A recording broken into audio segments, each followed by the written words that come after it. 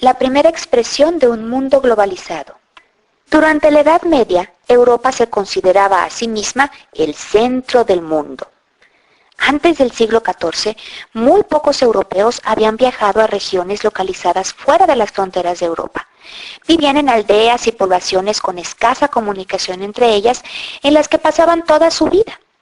Sin embargo, con la llegada del Renacimiento y la expansión del comercio, se despertó la curiosidad de los europeos por conocer más no solamente al ser humano, sino a su entorno. Este deseo de aprender propició grandes viajes a regiones alejadas y desconocidas para ellos. De esta manera descubrieron un nuevo mundo. En Portugal, durante el reinado de Enrique el Navegante, quien vivió de 1394 a 1460, los portugueses comenzaron a explorar la costa occidental de África.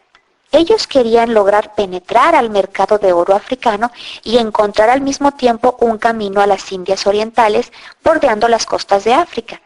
Para lograr este propósito, Enrique el Navegante estudió técnicas de navegación, acumuló bitácoras de viajes previos y ordenó confeccionar mapas exactos de la costa africana. De esta manera los portugueses controlaban no solamente el comercio de oro, sino también de esclavos de la costa occidental de África. En los primeros 50 años desde que comenzó la exploración de África, casi 150.000 esclavos fueron llevados a Europa. Para principios del siglo XVI, los portugueses habían formado ya un gran imperio, que se extendía por los litorales del continente africano, las costas occidentales de la India, Ceilán e Indonesia. En España, el matrimonio de los reyes católicos fortaleció la monarquía. El navegante Cristóbal Colón estaba convencido de que la tierra era redonda y creyó poder llegar a Oriente navegando hacia Occidente. Los reyes católicos de España le dieron su apoyo y le otorgaron los cargos de virrey, gobernador de las tierras que descubriera y la 10ª parte de las riquezas que obtuviera. Colón zarpó con 3 carabelas, llamadas la Niña, la Pinta y la Santa María, el 3 de agosto de 1492. El 12 de octubre del mismo año llegó a la isla de Guanajaí, a la que llamó San Salvador. Sin embargo, Cristóbal Colón pensó que había llegado a la India y por eso llamó indios a los habitantes de las tierras recién descubiertas. Los portugueses comenzaron también a hacer viajes de exploración hacia el Nuevo Mundo y muy pronto comenzaron los conflictos entre España y Portugal sobre quién se iba a quedar con qué posesiones territoriales en América. Hoy en día, cuando hay conflictos entre los países, se puede acudir ante organismos internacionales como la ONU, la Organización de las Naciones Unidas, o la Corte Internacional de la Haya.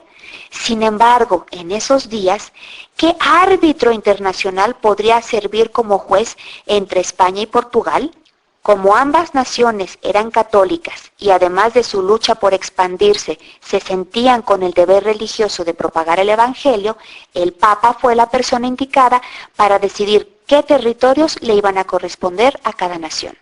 En 1493, el Papa Alejandro VI redactó una bula a la que se llamó Alejandrina en honor a su nombre.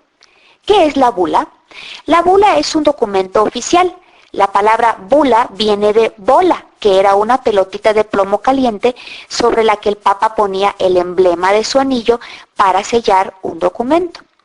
En esta bula, el Papa Alejandro VI dividió los territorios recién descubiertos mediante una línea imaginaria que iba de polo a polo y cruzaba a 100 leguas al oeste de las Islas Azores, que se localizaban en el Océano Atlántico, entre el continente americano y Europa, a 1.380 kilómetros de las costas de Portugal. De acuerdo con esta bula, la bula alejandrina, Portugal tendría derecho a conquistar y colonizar todos los territorios que se encontraran al oriente de esta línea.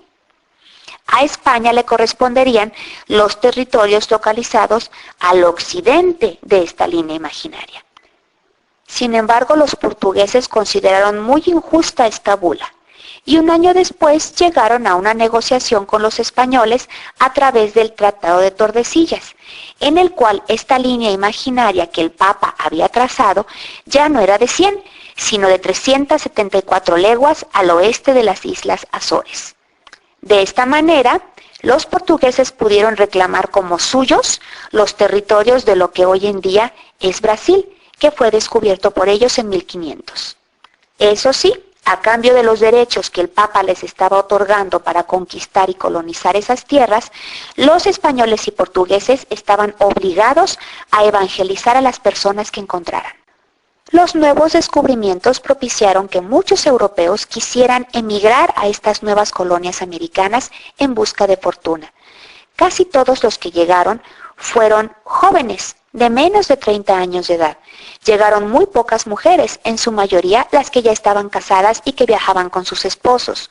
Los españoles entonces comenzaron a mezclarse con la población indígena.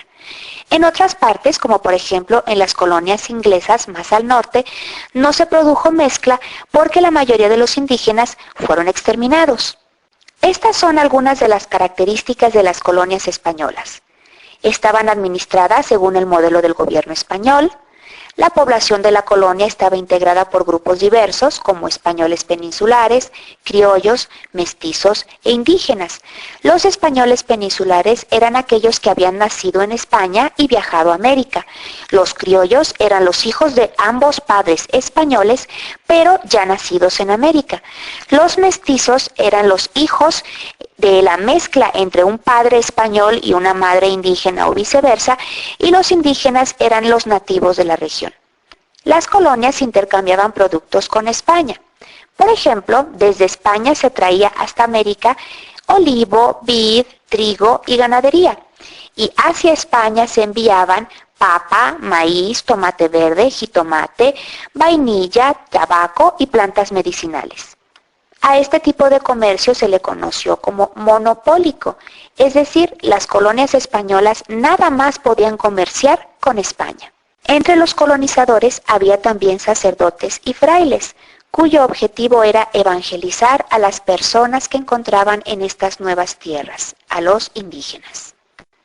La principal actividad económica de las colonias españolas en América fue la minería. España obtuvo fabulosas cantidades de oro y plata que provenían sobre todo de los virreinatos de la Nueva España y el Perú. Las riquezas se utilizaron para financiar guerras y para comprar productos manufacturados a los países industrializados, que eran Inglaterra y Francia. En Brasil, Portugal estableció 15 capitanías. Al mando de cada una de ellas estaba un capitán que tenía muchas facultades. Poco después se nombró también a un gobernador general que era el que coordinaba a estos 15 capitanes. Los europeos establecieron plantaciones de azúcar, algodón, caucho y palo de Brasil. En estas plantaciones trabajaban los esclavos negros traídos de África. También se establecieron en estos lugares puestos comerciales que los portugueses llamaban factorías. Inglaterra tenía ya puestos comerciales en la costa oriental de África y en la costa occidental de India, que más tarde fue su colonia más importante.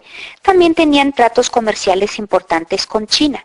Por eso Inglaterra estaba enfocada más a África y a Asia y no se preocupó en un principio por colonizar los territorios de América. Le era suficiente con apoderarse del oro español, recurriendo para ello a sus barcos piratas.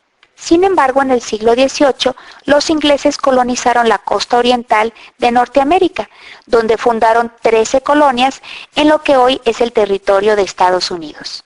Como sabes, los ingleses no convivieron con los indígenas y poco a poco los fueron aniquilando conforme avanzaban hacia el oeste.